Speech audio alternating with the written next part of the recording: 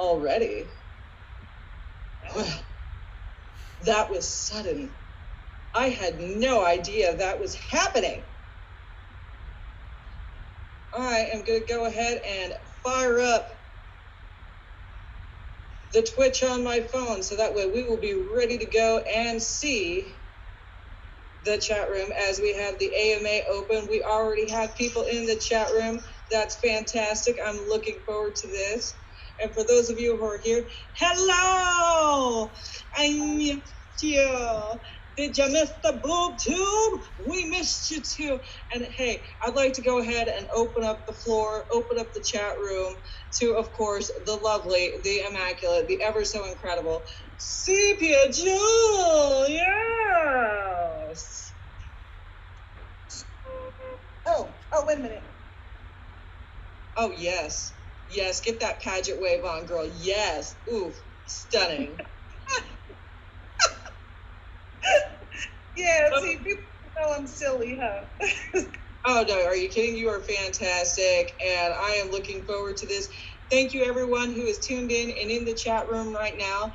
Just remember, we are keeping the show PG-13 and things like that. We don't want to get in trouble and have our whole little chat network suspended and things like that, because we have plenty of other amazing talents that are coming on after the Boob Toob. So make sure you tune in and check that out. But we are keeping the particular chat room open to an AMA format and things like that. Again, make sure it's PG-13 related.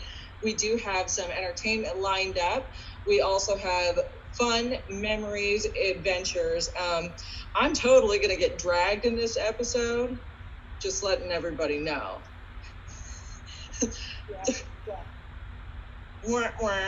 And it's going to be fantastic. So I am looking forward to this show.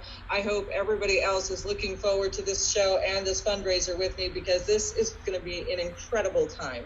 So thank you so much. Thank you everyone so much for joining us.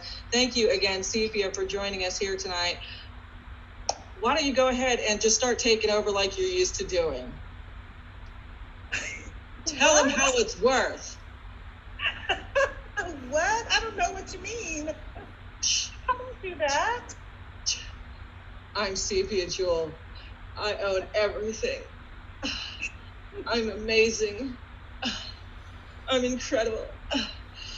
So, for those of you who are unaware of who Sepia Jewel is, besides being like just this amazing essence that you see on your screen, we actually met in Colorado and in California doing burlesque and variety shows together. And I believe the first show that we hung out together with was Carnival de Sensual in Denver. Yeah, and that was my first out-of-state festival. How was that like for you? It was scary, but everybody involved in the festival was so inviting and welcoming. My host family, Bender Flames and Charlie Valentine, I love them. So everyone made you feel just like you belong and like, where you been? How come you haven't been here? So it was, yeah. And then, you just came and just took over. Oh, I didn't want to spit that out now. You just came and just took over. You're going to be my friend no matter what. in middle school. And I'm like, okay. I'm your friend, Boobzilla. How dare you accurately describe how brutally much I love you. Okay, I'm gonna take my glasses off, even though I can't see. Everything's double. We'll try not to see too much double vision and everything else. We're trying not to have a foreigner moment. But no, are you kidding? You were incredible. Like, I know I came in doing Circus Sideshow and things like that, but it's just one of the things that moved me about seeing Sepia perform and things like that is like, while she's new, she hasn't been doing burlesque forever. So like when I encountered you, you had just been doing burlesque for like what, about a year or so? Not even a full year. And I was just like, do you have any idea how great you are? And she's like, No. Oh my God, I don't. You said it just like that. That was a perfect impersonation of her. Don't let her say anything otherwise. You tell her all my secrets. All the secrets. Are you kidding? I made this just for you, so I could tell all of your secrets with the megaphone of light. I rhinestoned this just so I could use it on my talk show with you. Yes, Yeah. And it's amazing. It's amazing megaphone. Yeah, so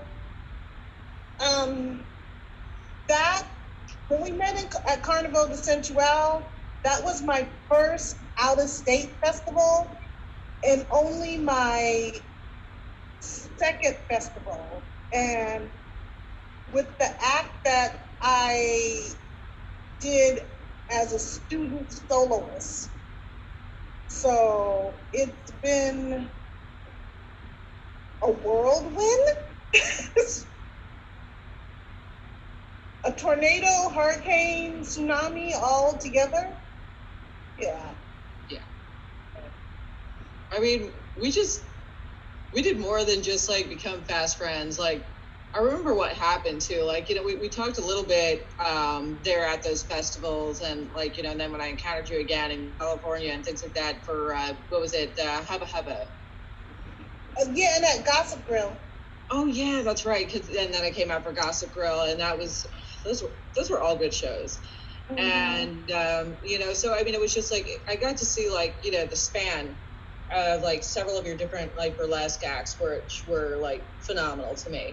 But like the biggest thing that struck me about your performance is the fact that you came to burlesque late in life, and which I really don't care for that particular phrase, but we do get hung up in the entertainment industry on like the ages side. It's just like we figure, okay, it's like once you turn 40 and go above 40, it's just like, oh, you need to stop doing these particular things. You got to give up performing. You got to live a certain way.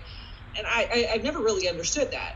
So I mean, I was really excited to hear other performers over 40 coming in, breaking the glass ceiling, coming through and leaving like these like landmark performances and everything else. And it was amazing to see you at the start of your career. And I was just like, I looked at you and I was just like, girl, you got so much potential. And you were like, what? Who? Me? And I was like, yeah, cool.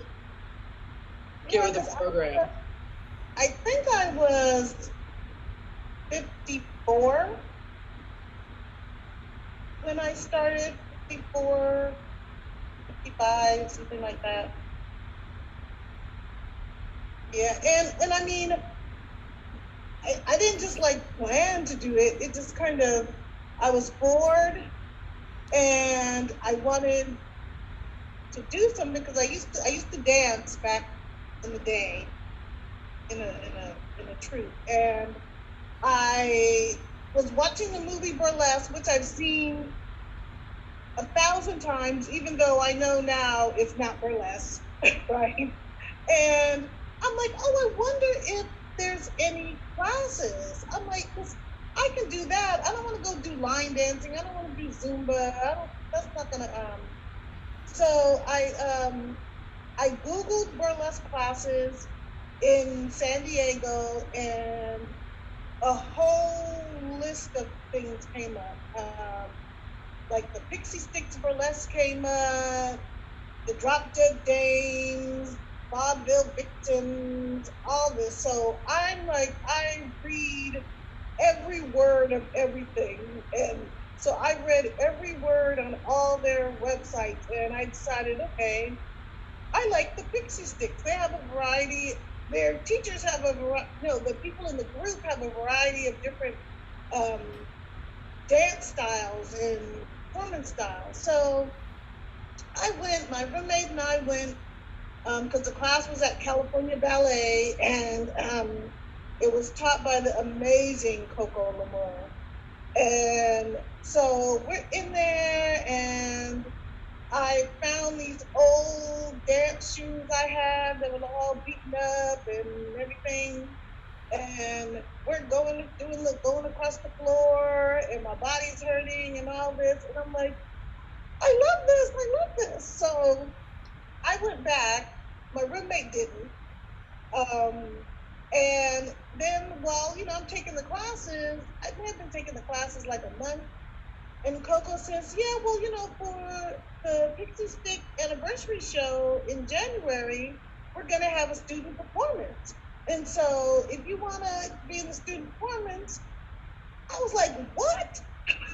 I get to perform too? And I mean, it had been like years since I had really been on a stage dancing. So I'm like, okay. So I do the student performance, and once we did our tech rehearsal on the stage, I'm like, I feel like I'm at home. And I was hooked ever since. So. Yeah, but you're leaving out like how amazing you are. Like, so she's like completely underselling herself right now. So I'm just gonna like totally throw her under the bus, like right here, right now. If you can't tell, she is blushing like all get out, because like she knows how good she is, and she's like, I'm waiting for someone to brag about how great I am. Okay, I got it. I'm bragging about how great you are. By the way, Scabs the Clown, who is coming on after us, he's saying, look at these beautiful people. Thanks, Scabs. Fish kisses for you. I appreciate you. I remember basically like it was one of those things where we were nice and cordial and things like that backstage, and like I was telling her how great she was, and she's like, psh, psh, psh. But she hadn't really gotten to know like the loving force of nature and like the unforgivable hugs that I give in our friendship. And I remember it was a few years ago, and I remember posting that I was just like, you know what? I'm tired of all the negativity in the world. I'm just going to start random video calling people on my friends list, whether you like it or not. And so I did. I was like, everybody just started liking the status and things like that. And this is back when Sepia was on this particular podcast with some of her other burlesque friends that she either performed on cast with or had done multiple shows with, called Showgirl Sunday Dinner. Mm-hmm. And which was an incredible podcast. And it's just like, so I remember listening to it, and it's like, I really vibed with all of the voices and the women that they had on the show, because they were talking about, being like disabled and otherly abled entertainers, being plus size, finding like your right fashion sense and choreography. So it's just like, there was a lot going on in that particular podcast, and it was incredible. And so I was just like, one of these days I should just video chat one of the girls on Showgirl Sunday Dinner, because they talked about having me on the show. So I was just like, one of these days I'm just going to call up and harass them, just for the hell of it, see how they're doing.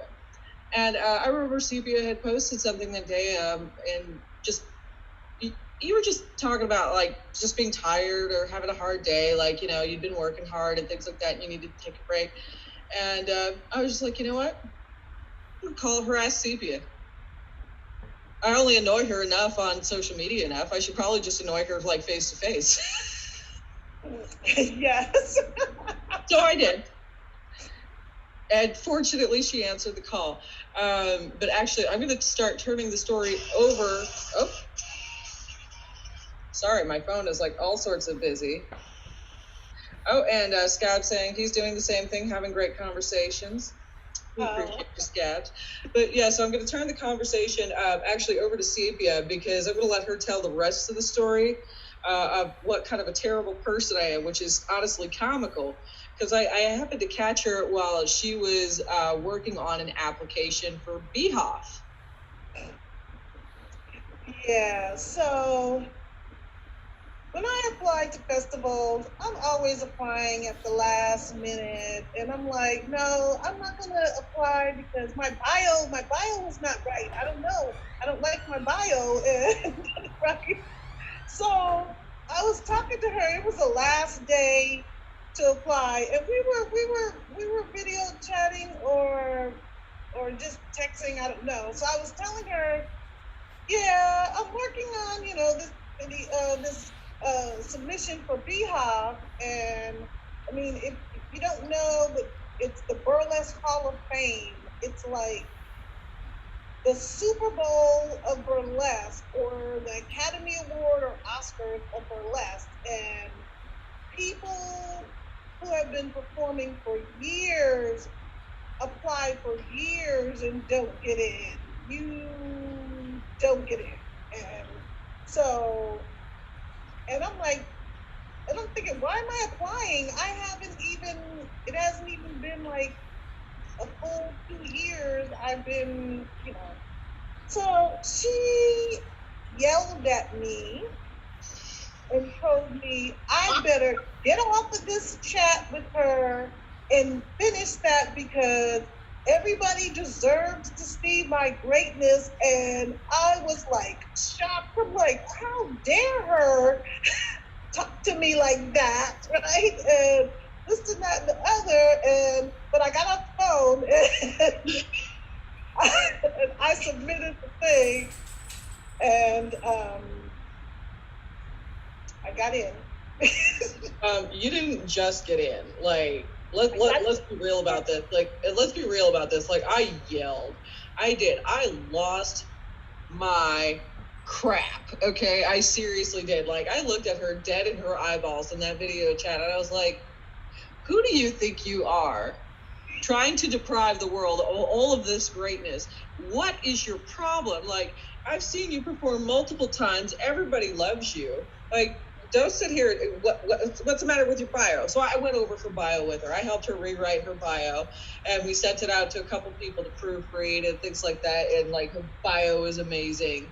And I just, like, I had this whole like giant, very loud pep talk with her, and I was just like, I don't let my friends talk crap about themselves like this. Who do you think you are? You're my friend. I don't think so. If anybody's going to talk about you like this, well, it's going to be nobody, because they're going to have to get through me first. And I'm a whole lot of pain in the ass for people to, like, mess with. So do yourself a favor. Just listen to me. I know what I'm talking about. So you didn't just get into the festival. Like, what did you submit with?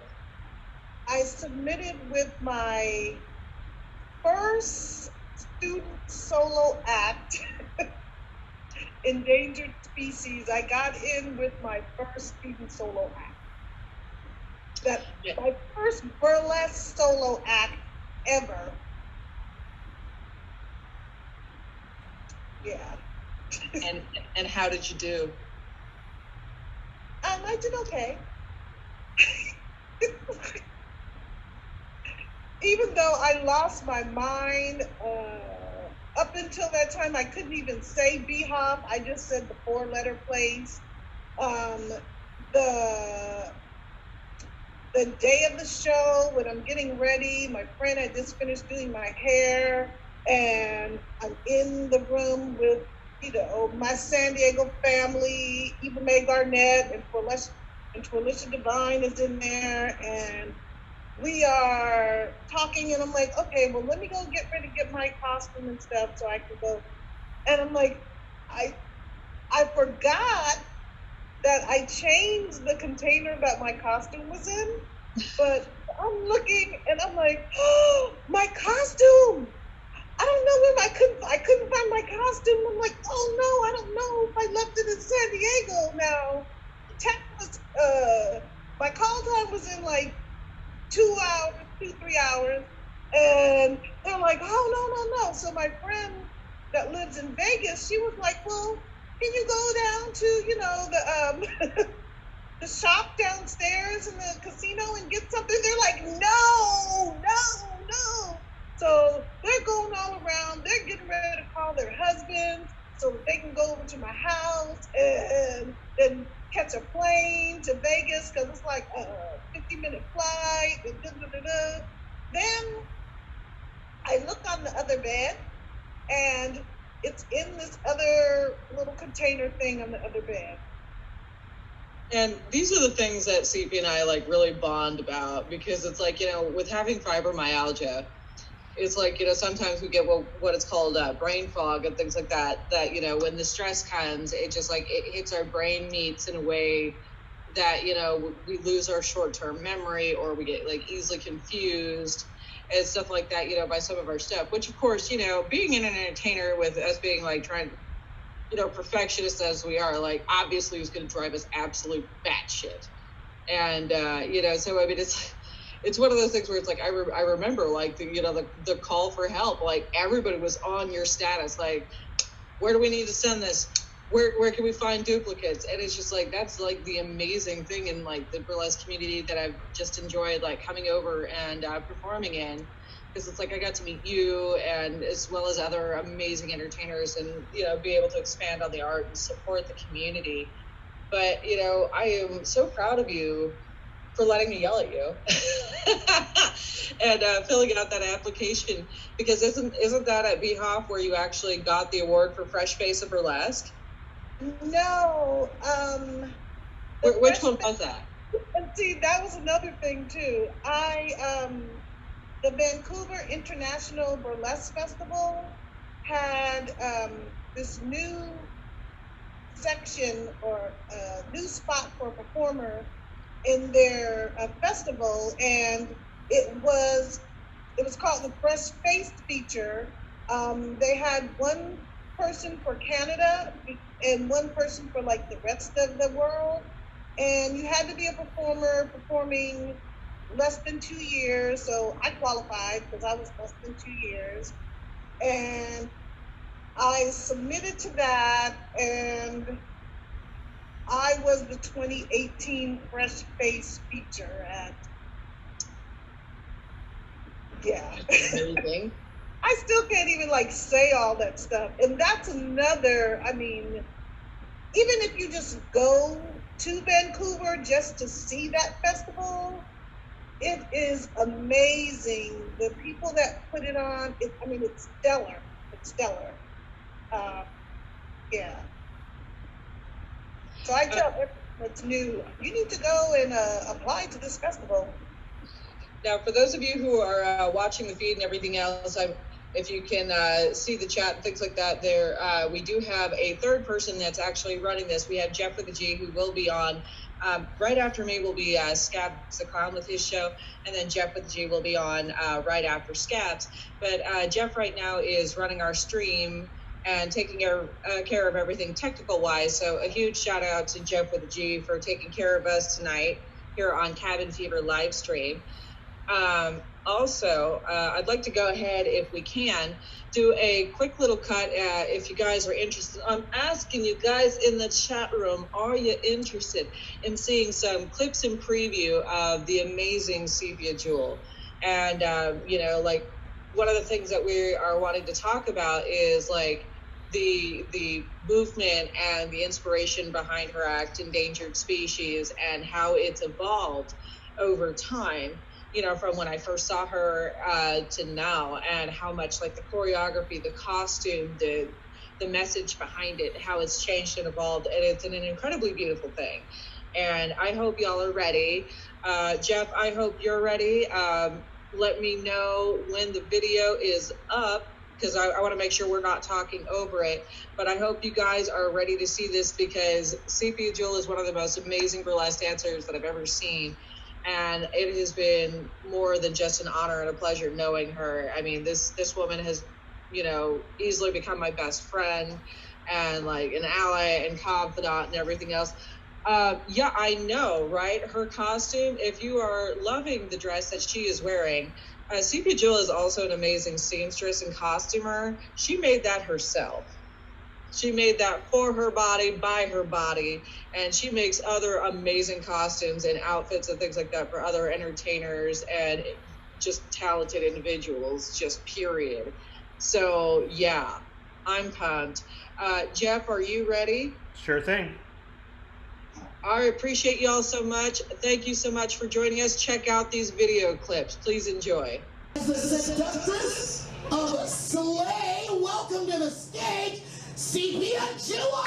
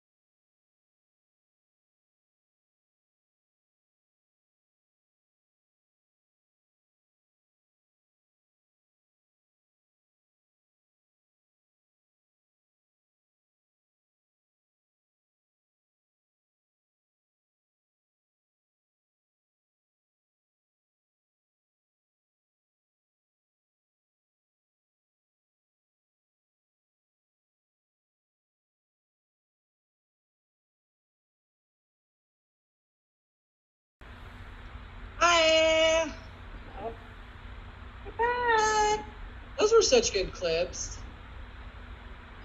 Those were really good clips. Thank you. What did everybody think in the chat? Are you guys enjoying seeing? We've got a rad from a Scabs the Clown. So I am excited. I hope everybody is having a great time with us. That this particular act has been one of my favorites of all time that you've ever done. And, you know, you've always been so inspirational to not just me, but, you know, of course, other Black entertainers in the industry, as well as just other, you know, non-POCs, you know, because you're so graceful and you have this elegance about your choreography and your intentions and things like that. You know, you really move so many people. You know, what has kept you going in burlesque? Actually, burlesque has kept me going because kind of a coincidence, while I'm in the middle of doing burlesque, you know, because that was something that was just going to be my outlet, because I would take care of my mom's finances and all her healthcare decisions and stuff, that has dementia. And, you know, and in between that time, my mom fell twice at the hospital and fractured her hip. And so then she had to go to rehab, her dementia increased, but just with everything with me trying to take care of her, I didn't take any time for me. In that time, I developed double vision, so I had to like change my choreography, and I didn't even realize I had double vision until I'm trying to like go upstairs or something, and you know, things like that. But burlesque and the burlesque family that I have now, they saved me, because I would not have made it through all the challenges and stuff with, you know, trying to take care of my mom, trying to, you know, take care of kind of my dad, because he's, you know, and, you know, the whole family, and I wouldn't have been able to even kind of survive if it wasn't for my, because the day my mom was in the hospital having the surgery, that night I was debuting at the House of Blues in San Diego, another number, and my burlesque family, you know, they comforted me. My burlesque sister, Twalisha Divine, put my pastries on, because I couldn't even, and they just, I mean, they had me, my burlesque family. And with different things that's happened to me, my burlesque family has had me. I'm so grateful. Are you kidding? Like, I've been so thankful to not just have you in my life, but see how, you know, you've inspired other entertainers as well. We've got a shout out from Phoenix Rising for saying thanking us both for being here and doing this. So thank you. We appreciate your support. And one of the biggest things that I did want to talk about was like the big thing of the promo and advertising this particular week. For those of you who are used to checking in and stuff like that, you know, you're used to seeing like, you know, more like positive and uplifting. But this particular week, it has been a little bit challenging with especially a lot of the current events that are going on, not just, you know, the Black Lives Matter movement, but, you know, like the shadow banning and censorship of women and artists all around the world, and targeting specifically, you know, women that are outright activists or, you know, just trying to exist, you know, on social media. And so there was the image that we used was an image that Josie Bunnie had taken, and Josie Bunnie is this incredible photographer out in San Diego. If you guys liked that recent butt picture with my butt and lilies, that would be, of course, Josie Bunnie's work. And but it was so disheartening to see what happened with that beautiful image that you took. Would you mind letting people know like what your whole mission was with that whole photo shoot? Yeah, so with everything going on, and I mean, I always, just with my endangered species act and the words to the song, she talks about that, specifically in the song, she talks about that Black women are endangered species, that they work in the field, they work in the office, they do all this stuff, you know, they're strong, but they don't sing a victim song. And so with all the stuff that's going on in the world, I wanted to do a project where, and I reached out to my burlesque family, my Black burlesque performers, where we would write on our bodies or whatever things that Black people can't do, because Black people can't go bird watching, Black people can't take a walk, there's a lot of stuff we can't do. So I went to Josie Bunnie and we wrote all these things that you can't do on red tape. And I made sure when I was reaching out to other people, because I know how Facebook and Instagram will censor some things, and I wanted to make sure that it wasn't censored. So I had like a red bathing suit on, I had red tape all over where you didn't really see any of my flesh. The only flesh you really saw was my hand. And one of the pictures, I posted a picture for my profile picture, and then the next day I posted a different picture that had a different view, and that one had like my hand and stuff, and you can read what was on there. You could read protest was like across my neck, speak was across my mouth. And so I posted it, and I posted it with a reminder telling the people about when the deadline for submissions, and you know, they could submit a, you know, selfie or whatever. And I posted it on Instagram. It was fine. I posted it on Facebook. It came back and told me, well, no, this goes against community standards. And then they specifically said, because of nudity and sexual content.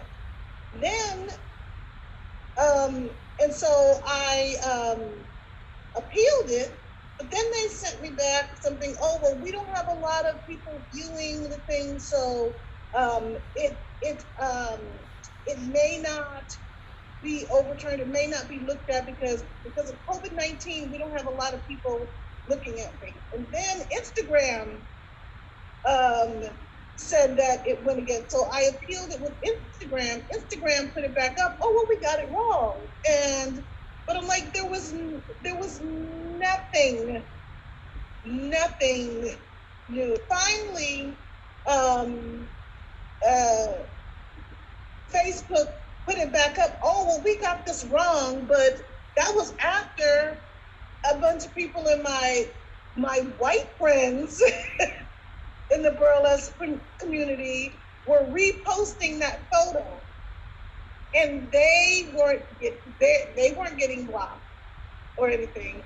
And so the next day, I posted another, because I've never had a photo go against community standards for nudity or sexual content. And I'm a burlesque performer, so you know, there's some photos that are like on the edge, and so I posted this regular picture of mine, and there was all kinds of skin, pasty, everything. Nothing happened to that photo.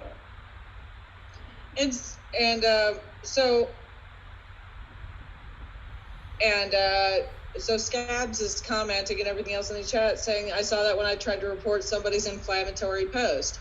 So it's just like, it's one thing for it to be like the automatic algorithm, but it's just like some people are just like offended by absolutely everything. And so that's why I chose that particular image and everything else to put in the promos and advertising, because I hate to say it like this because it sounds like some douchey kind of like virtue signaling, that I had to use my white privilege and my white passing privilege to shield her advertisement and everything else, because it's like, it was fine for me to have my boob come out of my bra in the advertising and things like that, and that's fine, but this image is not. And it's just like the hypocrisy of it is ridiculous, you know. So that's why I move forward, you know, with this, because it's more than just the overall statement of Black Lives Matter. It's like the unnecessary censorship of women and artists and things like that, and like shutting down Black lives and things like that for trying to exist or even talking about the protest. And it's just like, you tried to talk about the protest and then it became a protest within a protest, and I was just like, this is the dumbest thing I've ever seen. And you know, and it just like it floors me, because it's just like, you know, there are so many artists and things like that, and I know myself as white and white presenting and things like that, I have been influenced by so many amazing like Black artists and actors and in talent and things like that. I mean, God, Grace Jones, I was shaped by Grace Jones as a small child. Like that, like talk about haute couture, avant-garde, and like gender bending to the extreme. And you know, so it's just like seeing all of this particular magic just embodied in all of these particular individuals, you know, like that, a lot of that is like what shaped my career, and like being fearless and like really just going to like, not for want of a better phrase, go for the gold, and you know, really come up with something unique and truly mine, and things that I could do to elevate my art so I could also elevate other artists around me.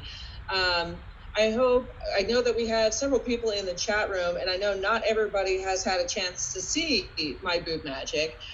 So I have the lovely Jeff with a G, if he would be absolutely able and willing to. I would like to go ahead and show off for once, live for everyone, my boob magic video that I've been submitting to online festivals and things like that. So I am putting it out free to the public tonight to help fundraise for the NAACP tonight.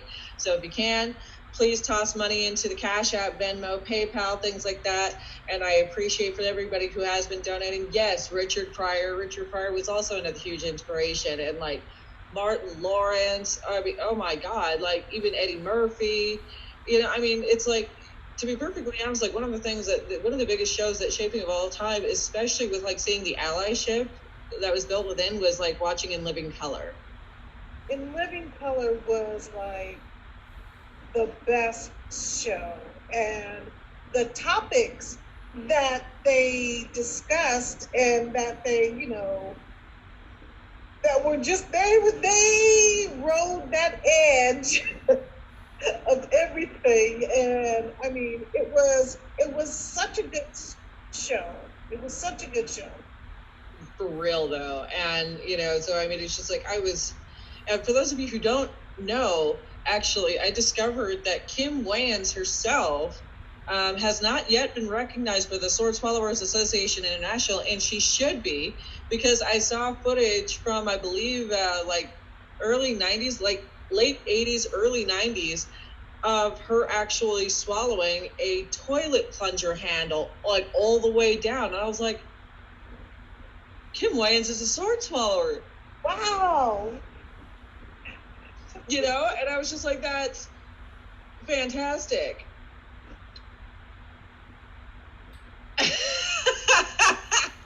Scabs is saying that they have a mannequin that they use at their haunted house show. He has a fireman's costume on.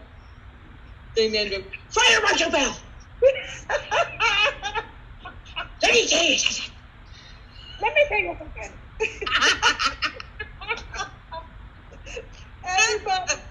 Everybody knows all the different little one-liners from that show, from all the different characters. And I mean, if you think about all the people who are megastars who are on there, Jamie Foxx, Jim Carrey, you know, they're megastars now.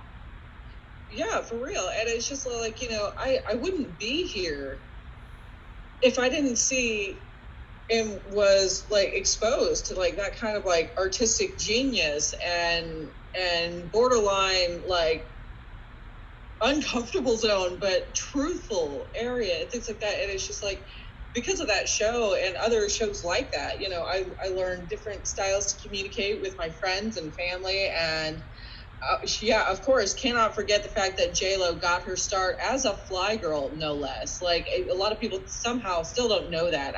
It blows my mind that people, and everybody thought that the fly girls were just like whatever. And I'm all like, those fly girls have amazing dancing choreography talent. Like, I mean, I'm sorry, there's nothing to be said about, other than great things, and like the dancing choreography and costumes from the late 80s, early 90s. Like, they had that shit always on point in lockdown. Like, we got lazy after like the mid 90s. I think it's because like the grunge era hit and everybody became like too apathetic.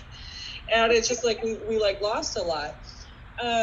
But with that being said, we're going to go ahead and queue up my boob magic for everybody to enjoy, because we are starting to run out of time and we have a few more things to talk about. So, ladies and gentlemen, boys and girls, puny mortals and meat sacks of all ages, please enjoy the amazing Boobzilla's boob magic, free and available for all ages.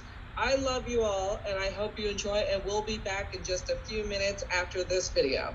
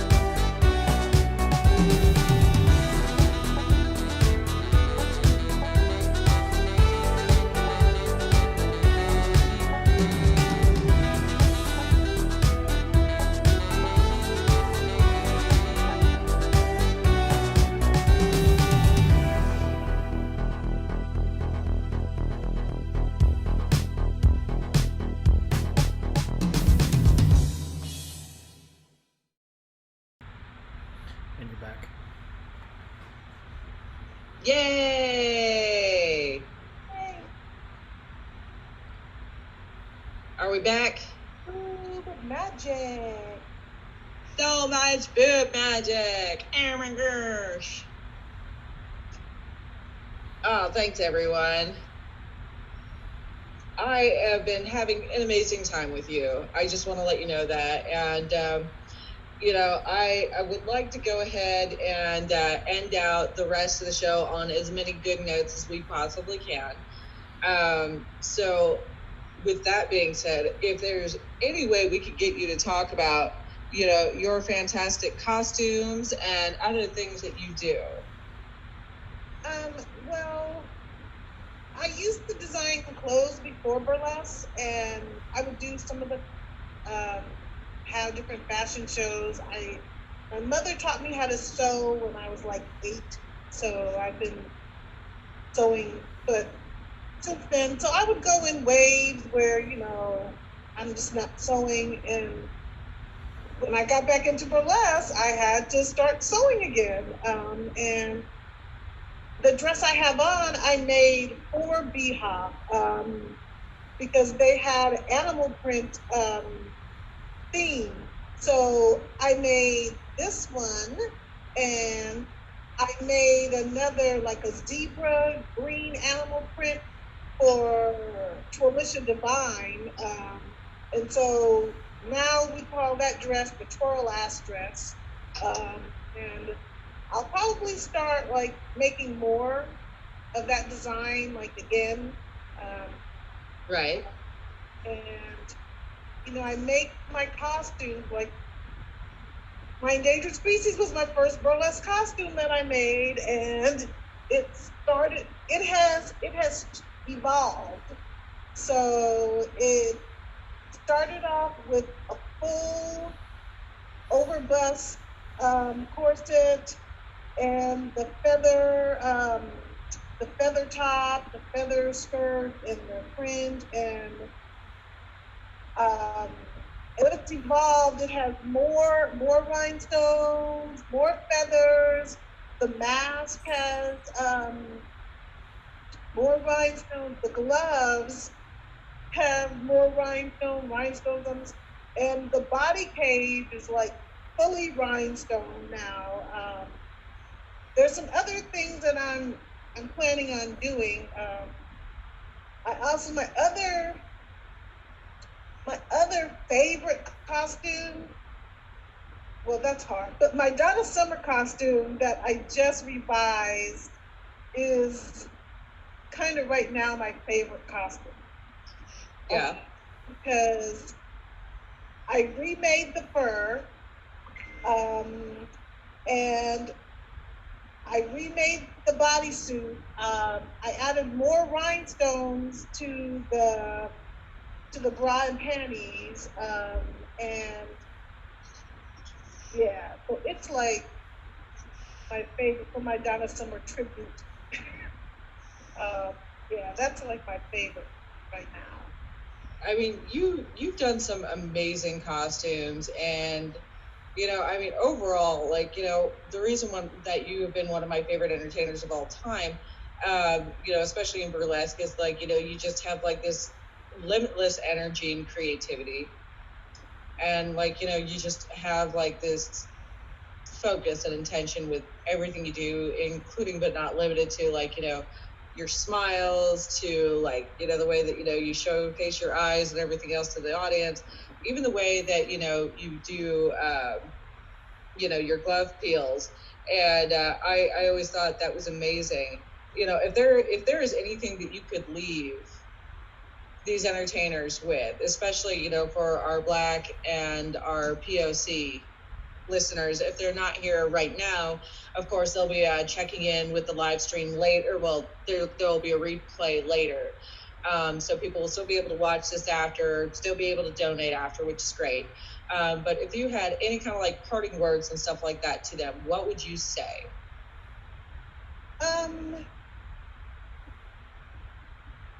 Take care of yourself mentally, emotionally, spiritually, and physically, and take a break from social media. I didn't realize how hooked I was, and like, okay, I know I have to see what's going on. I have to see what's going on. You have to disconnect, and there's other people out there. You don't have to fight every single fight. And I have to say it to myself too. So, but you have to take a break and just sit there and be still. Like they talk about in burlesque that when there's a performer that's just standing there and just being still, how powerful that is. So that's power. That's you just being still right now. That's taking your power back, and you know, and try, even if it's just for like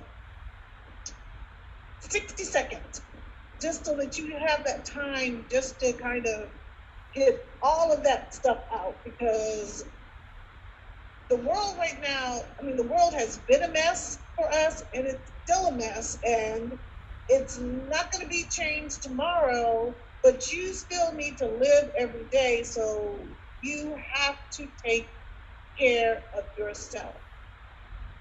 You know, it's good that you said that. I had a conversation with some friends last night, and they said the exact same thing. And I'm all like, they were saying that, you know, they can't fight every battle. And you know, and it's hard when you're like talking with your close friends, and it's like, I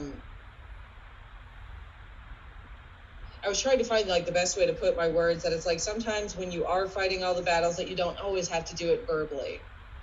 What I meant, you know, it's like if I were to like, you know, reflect more about it, it's just like, you know, I see all of those sides, and it's all like, there's power in being silent. There's also power in, you know, making a strategically placed comment, or, you know, reaching out to your friends and loved ones and things like that, or just putting out a blind message of, I love you, an unconditional I love you to humanity.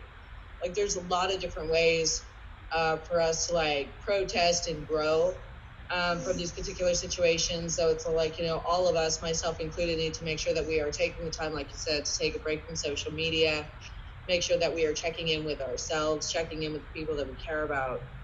You know, it's not easy out there right now.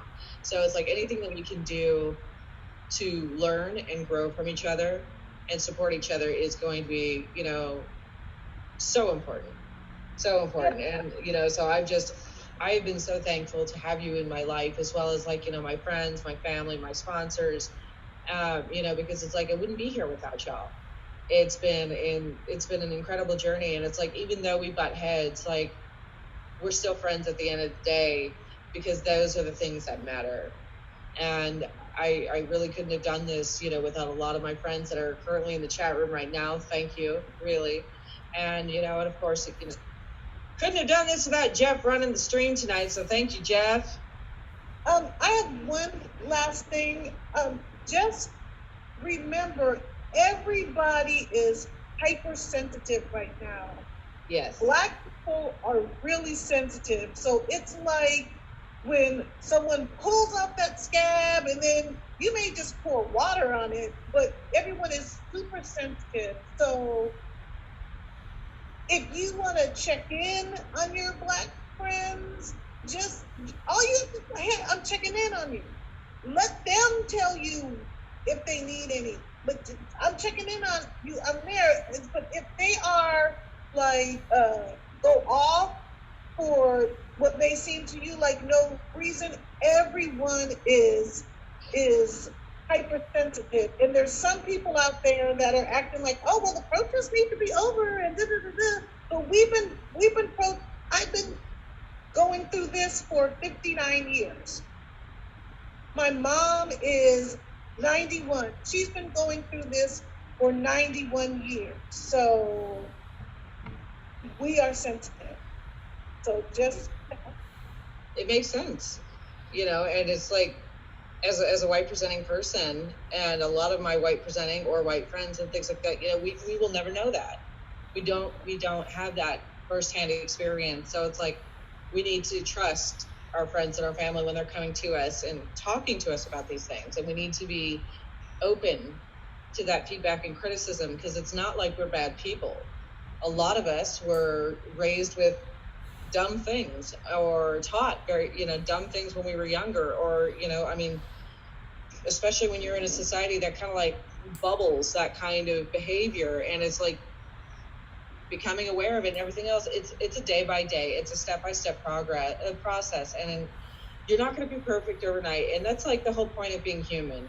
We're not supposed to be perfect. We're supposed to be flawed. And but how we learn and grow and evolve with each other, like that's what makes this whole experience beyond worth it. And unfortunately, we are going to have to wrap up, as this is our show. So I want to thank everyone so much for joining us tonight. Jeff, thank you so much for taking care of the stream. And a huge shout out to Sepia Jewel. Seriously, we couldn't have made this show happen without you tonight. So thank you for giving us like these incredible insights and feedbacks and everything else. For those of you who missed the show and tuned in late, we will have the show up on the Cabin Fever live stream network, so you will be able to watch it and donate later. So we appreciate you so much. Please stay tuned. We have Stupid live stream for stupid people featuring Scabs the Clown right up next, and of course G-Spot with Jeff with the G right after that. So I want to thank y'all so much from the bottom of my big old boobed heart. Thank you. I'm the Amazing Boobzilla. We were here for the Amazing Boobzilla's Boob Toob, featuring guest performer Sepia Jewel. I appreciate the hell out of y'all. Stay safe, stay well, solidarity. Have a good night.